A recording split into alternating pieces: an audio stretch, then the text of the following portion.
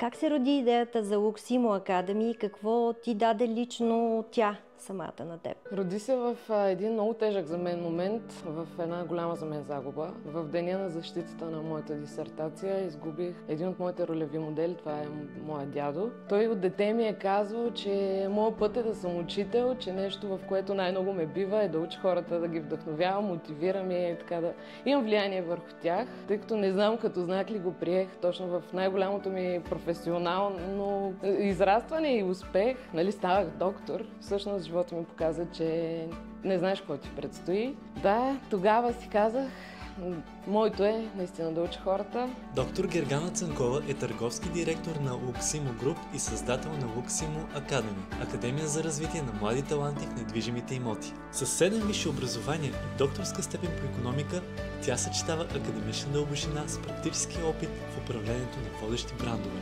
Вярва, че истинското лидерство започва отвътре и се измерва не с думи, а с трайни резултати и грижа към хората. Нивото на услугите в България не е от високите. Нашия бизнес е труден, изключително времеемък и ми се искаше хората, с които аз работя, да дават най-високо качество на услугата. Това беше моята цел, моята мотивация. А как съчетаваш темите за личностно развитие с практичните умения в имотния бизнес? Личностното развитие всъщност е бизнеса. През моята призма. За мен това е бизнеса. Да, изключително много вярвам, че всеки един от нас трябва да надгражда. Света се променя, средата е динамична, но преди да се фокусираме върху чисто професионалните ни компетенции, трябва да почнем от личността. Здравейте, аз съм Спаси Шарунджиева. Вие гледате Дамите в бизнеса и недвижимите имоти. Днес мой гост е една вдъхновяваща дама, с която ще говорим за силата на жените в света на недвижимите имоти. Една индустрия, която традиционно се свързва с мъжкото присъствие.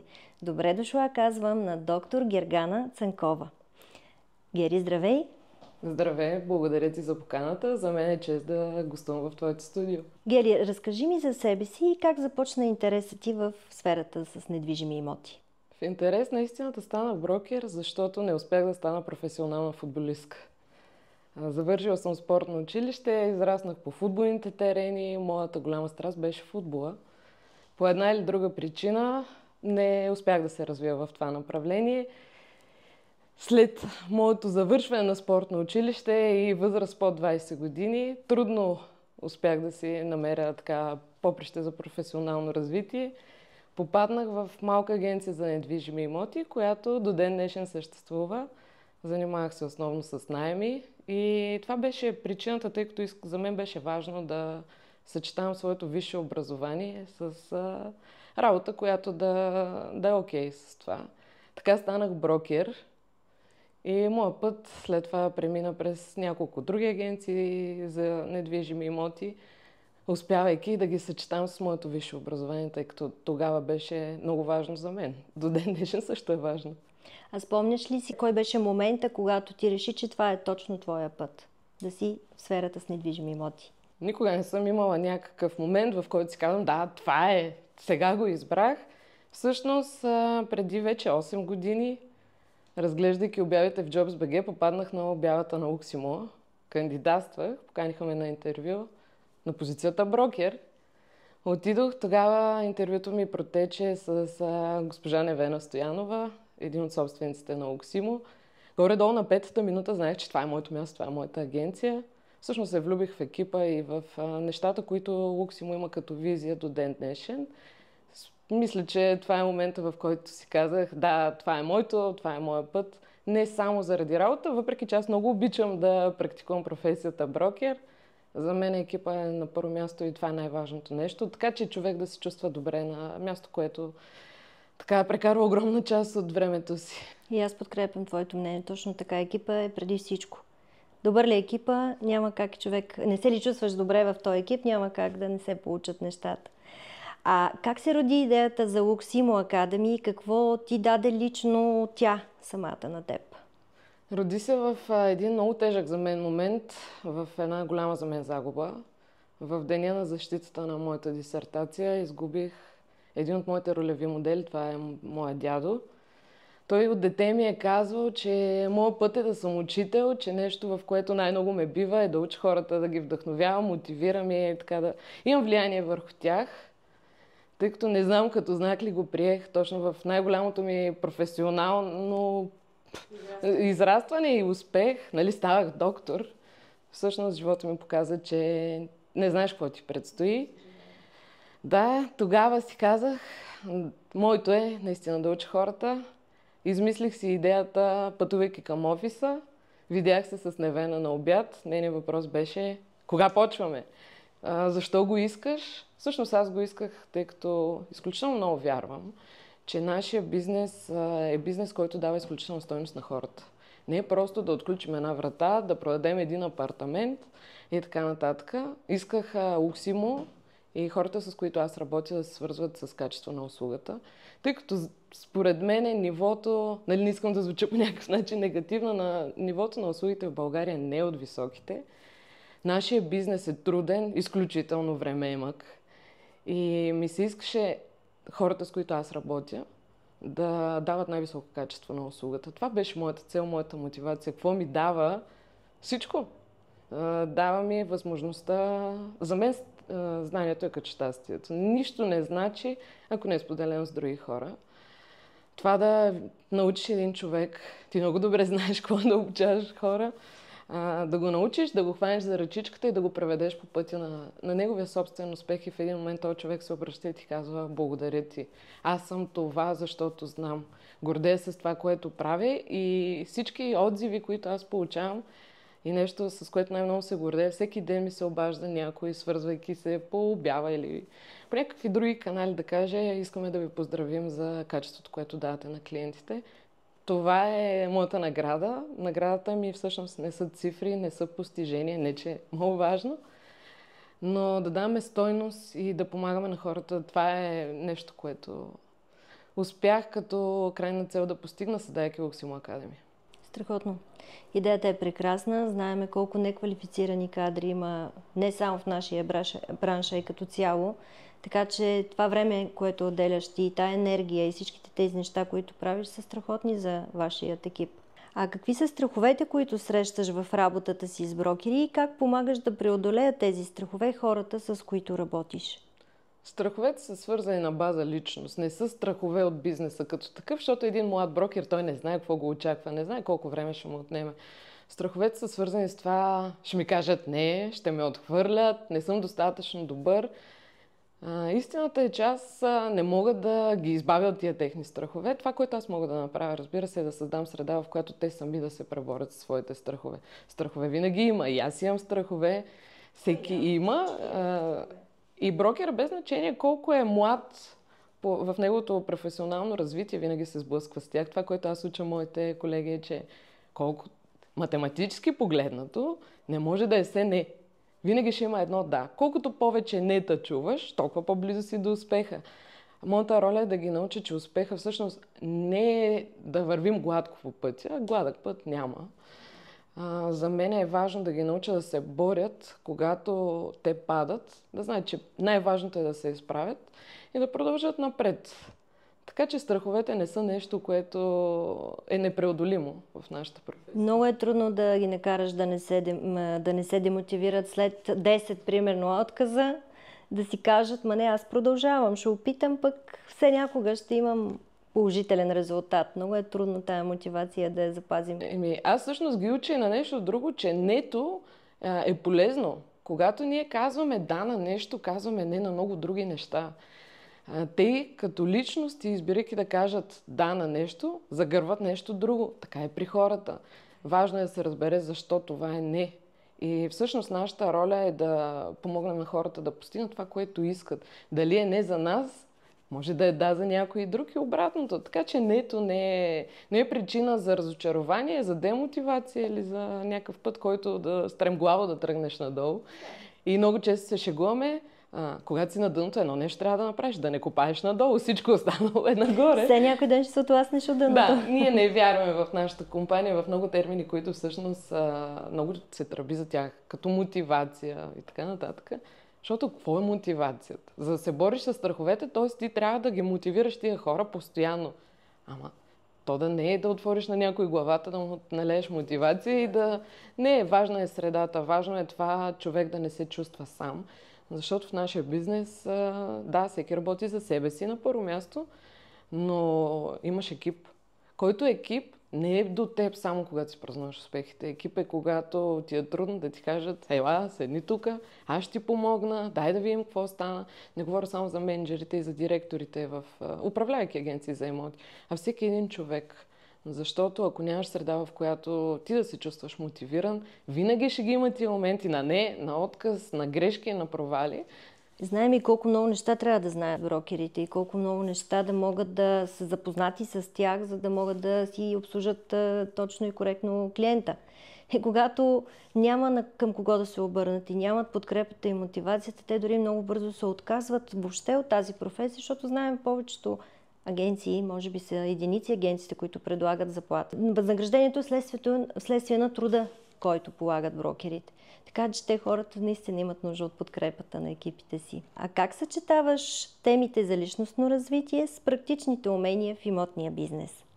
Личностното развитие всъщност е бизнеса, през моята призма. Не можеш да си добър менеджер, лидер, дори брокер, ако не познаваш себе си, ако не познаваш собствените си мисли, настроения, не можеш да насочваш енергията си, така че аз не ги разделям. За мен това е бизнеса. Да, изключително много вярвам, че всеки един от нас трябва да надгражда. Света се променя, средата е динамична, но преди да се фокусираме върху чисто професионалните ни компетенции, трябва да почнем от личността. Как се чувствам аз, защо се чувствам така, за да разберем как се чувстват колегите ми, как се чувстват клиентите ми. Така че аз, да, много посещавам семинари, курсове и всичко свързано с личностното развитие, тъй като вярвам, че това е пътя. Това е нещо, което ме кара да се чувствам аз полезна вечер, когато си легна и сутрин, когато стана всъщност, задайки си въпроса: има ли смисъл това, което правя? Няма човек, който да е: вау, супер, всеки ден съм на гребена на вълната. Нещо, което всъщност правя всяка вечер преди да заспя, без значение в колко е часа. Опитвам се иначе да е в определен час.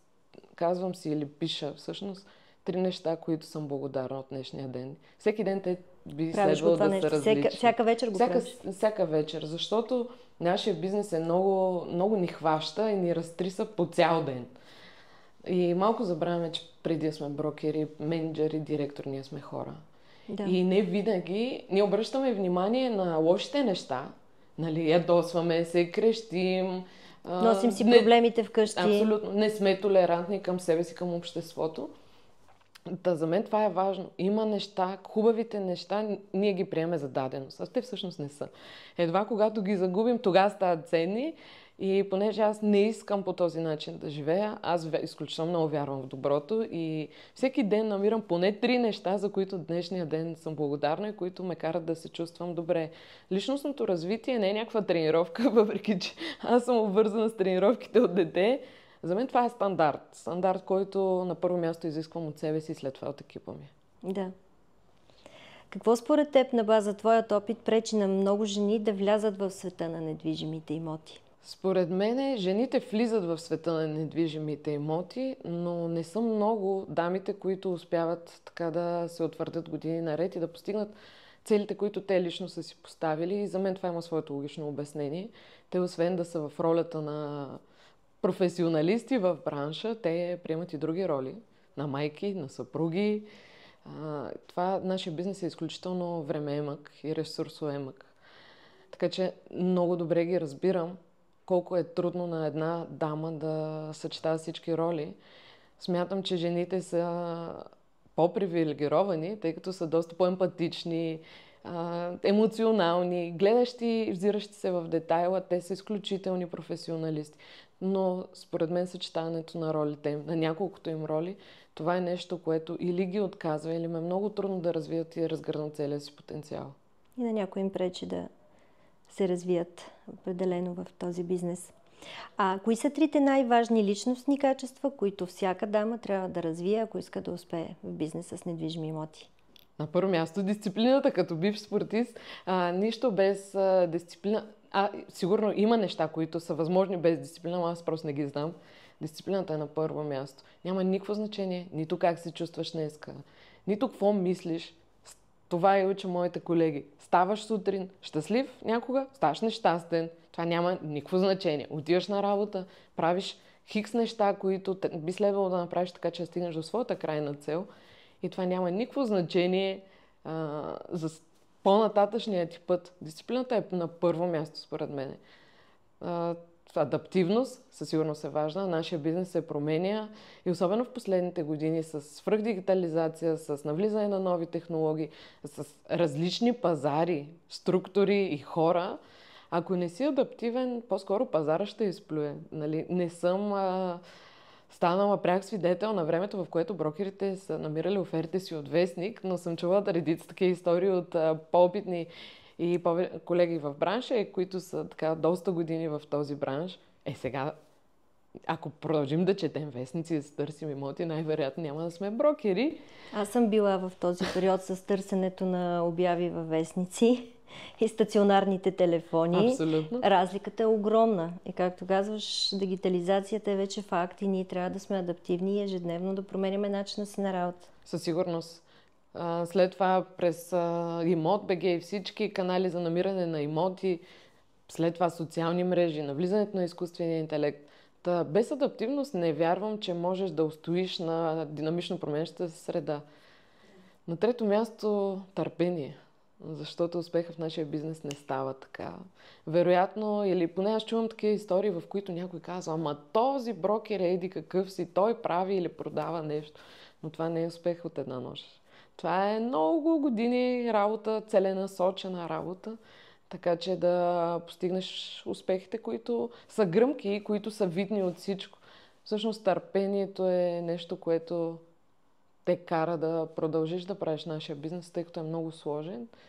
И аз вярвам, че човек колкото по-търпелив е и скромен, толкова по-големи успехи ще постига. Съгласна съм, напълно подкрепям твоите думи. Какъв съвет би дала на човек, който сега иска да започне кариерата в имотите, но не знае откъде да започне? Мисля, че мога да ти отговоря с личния им пример и това, което аз направих, когато отидох в Луксимо. Влезнах в един красив офис, нон-стоп някой ходеше по срещи, правиха се някакви огледи, седях и гледах. И си казвам: добре, какво трябва да направя? Всъщност, аз искам да имам огледи, аз искам да имам клиенти. Тогава седнах до един от нашите колеги, който и тогава беше то брокер, и сега казвам: добре, кажи ми какво да направя. И той ми каза така: работи много. Тия думи толкова много са ми се запечатали в съзнанието, толкова често света ме среща с хора, които ми ги казват, че аз изключително много вярвам в това: работи много. Тогава си казах: ако успешните брокери работят по 8 часа на ден и постигат хикс резултати, аз като един новобранец трябва да работя доста повече от тях. И така и направих. Ако топ брокерите работиха по 8 часа, аз работих по 10, по 12. Давах си достатъчно време да уча и да надграждам себе си, тъй като не мисля, че можеш да си добър без да знаеш. И след това да адаптираш всичко научено през бизнеса.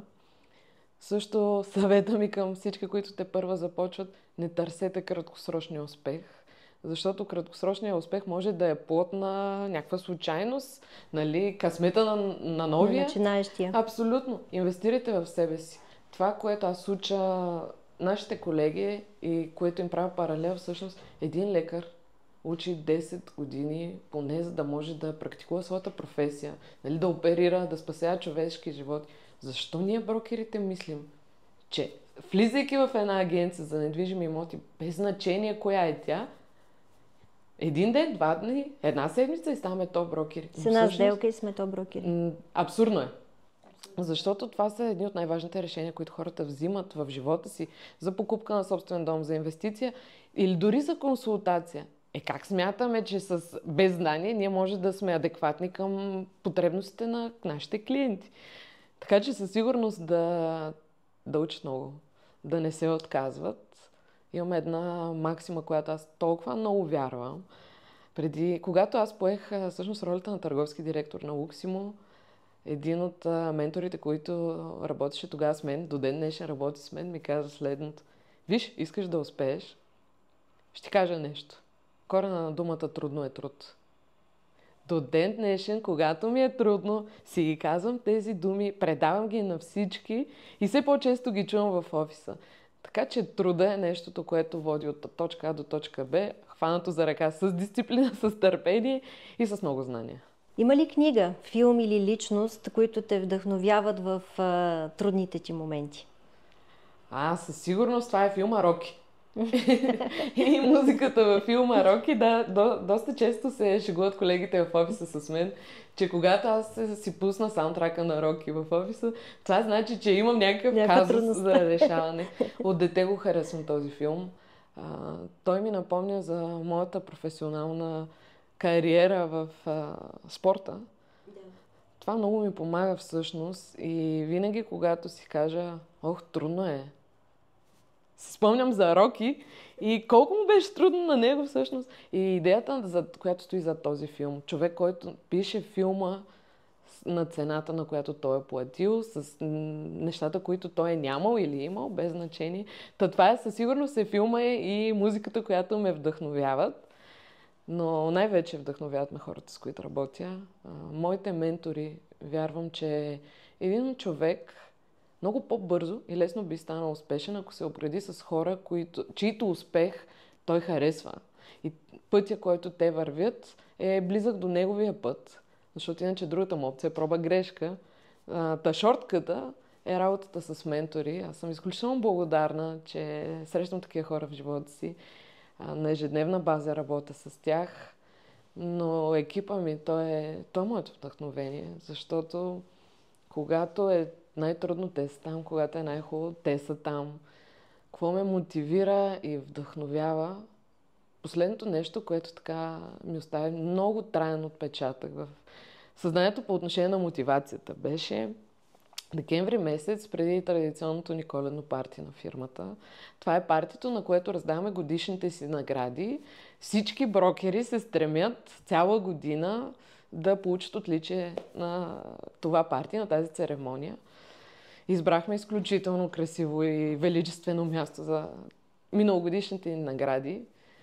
От няколко години церемонията се води от мен и Невена. Всяка една от нас си пише собствена реч за наградите. В деня на това коледно парти репетирахме толкова дълго своите речи, защото в момента, в който почнахме да ги четем, ние плачехме. Чувствителни. И си казахме, не, дай пак ще го кажем, пак ще го прочетем. Вечерта, всъщност знаех си текста, който исках да кажа, брилянтно. Отидох в залата, почнах да говоря, насълзиха ми се очите, погледнах Невена, която седеше тук до мене. Тя вече плачеше и най-трогателният момент беше, че 130 човека също плачеха.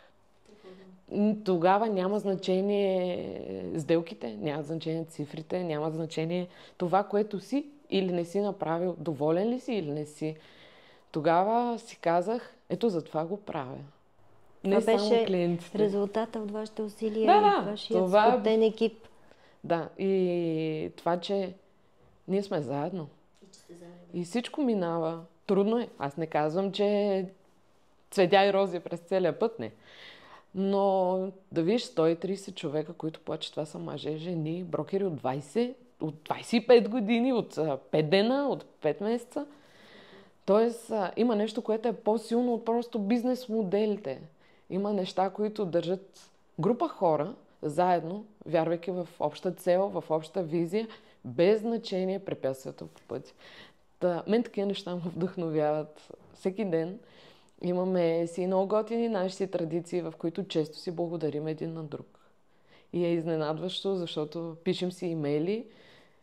Благодаря ти, че те има. Благодаря ти, че ми помогна в тази сделка. Благодаря ти, че всъщност ти си ни юриста, ти си ми менеджера. Това е най-ценното, което ние, смятам, през последните няколко години успяхме да изградим заедно, целият екип. Страхотно. Много вдъхновяващо. Всичко, което разказваш, е прекрасно. Какво значи успех за теб? Простата ми дефиниция за успех е да си щастлив повече пъти, отколкото да си нещастен. Всъщност успеха за мен е това да съм с хората, които обичам. Да имам време за тях и екипа ми да е горд с това, че е част от моя екип. А какво те мотивира да продължиш напред и да правиш това, което те вдъхновява наистина? Със сигурност, като един спортист, ме мотивират резултатите. И не само. На всяко първо число, всеки месец, си правя една равносметка. Миналия месец беше това, миналата година в този месец беше това. Стоя в офиса и си казвам, сега какво ще правиш? За мен живота е една игра, едно състезание и винаги искам да побеждам на първо място себе си. След това всички останали екипно да постигаме резултати. Това да съм с моят екип заедно, гонейки новата цел, новия връх, това ме мотивира всеки Божи ден. Всеки Божи ден аз ставам сутрин, тръгвам за офиса и си казвам една и съща реч в продължение на 2 години. Ти си еди какво си, искаш еди какво си, имаш най-страхотния екип зад гърба си, ще постигнеш това и това. Между другото, това ми го каза един от нашите топ брокери и каза, виж, брокер съм от 20 години. От 20 години правя едно и също нещо. Преди 20 години не карах така кола, нямах такива възможности, ма пак си го казах. Изляж го този пазар, това е твой бизнес. И той успя. Толкова много ме вдъхнови и личната му история в годините. И симпатиите ми личните към него като личност, като професионалист, разбира се, да послушах неговия съвет и това е нещо, което прави. Това ми действа мотивиращо. Действа ми мотивиращо сутрин да си направя оперативка с отдел или човек, или екип цял, да се шегуваме и да си кажем, хора, дайте, сега какво ще правим днеска, какво ще правим този месец. И знам, че много хора разчитат на това да вървим напред. Всъщност, много често ме питат, ама как успяваш личен живот, професионален живот, университет, така нататък. Много е просто. За мен е живот. Дали е в направление личностно развитие, професионален път, това е живота. Това е моята мотивация. Аз като съм била дете, съм искала да бъда щастлива, да бъда обичана, ценена и така нататък. Аз избъдвам мечтите. Трябва ли ми допълнителна мотивация всъщност? Това е достатъчно, да. А сега идва време за нашата нова рубрика Блиц интервю. 5 бързи въпроса, кратки отговори, без много мислене, за да видим човешката страна зад професионализма. Готова ли си? Давай. Да започваме. Кратък съвет към бъдещите лидери в недвижимите имоти. Обичайте екипите си. 3 качества, които трябва да притежава един добър брокер. Търпение, адаптивност, дисциплина. Какво те зарежда след работен ден? Работата. Пак работа. Любим район в София. Всички са ми любими, но Витоша, там живея. Апартамент или къща? И двете, къща. Благодаря ти, Гери, за това вдъхновяващо пътуване в света на увереността, предприемачеството и личностното развитие в света на имотите. За всички вас не забравяйте, че успехът започва отвътре. Ако този епизод ви е вдъхновил, споделете го с приятели и оставете оценка.